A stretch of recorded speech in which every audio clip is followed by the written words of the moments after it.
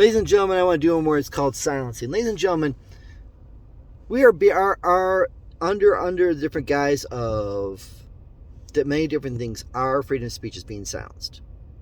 No major brain teaser there, is it? Through mainstream media, which doesn't report all the news and doesn't report all things, and then people like me who are current civilian journalists who can actually see all the news stories that are being reported and given to you, seeing what's going on. But it's labeled misinformation because the mainstream media is not putting it out.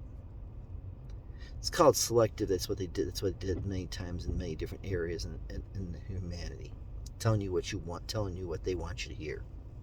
And then big tech companies that basically, like big TikTok and YouTube, all go under their community guidelines, saying for the enjoyment of all people, when in fact it's not for the enjoyment of all people in the United States of America to say what they want to say.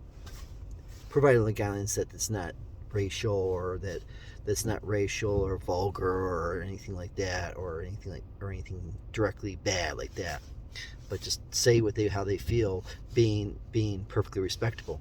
Yet they're being silenced because all of a sudden hate speech and showing the wrong thing and all this other stuff, when it applies to when someone criticizes the Democratic Party or Joe Biden or Pelosi or anyone else for that matter. They're silenced by the woke community, the socialist community, the big tech and everyone else. They're being silenced. Why? And all you people out there, all you folks out there that, and I'm telling you, I love you, all are very, very intelligent. You're allowing yourselves to be controlled because you could feel so bad, so much that something's out there. All of a sudden, it's been out for about 4 or 5 weeks. All of a sudden, you feel offended by it. It's fine. You can be offended by it. Just turn it off. But the thing is, you have to silence that if it's a political opinion because it doesn't agree with you.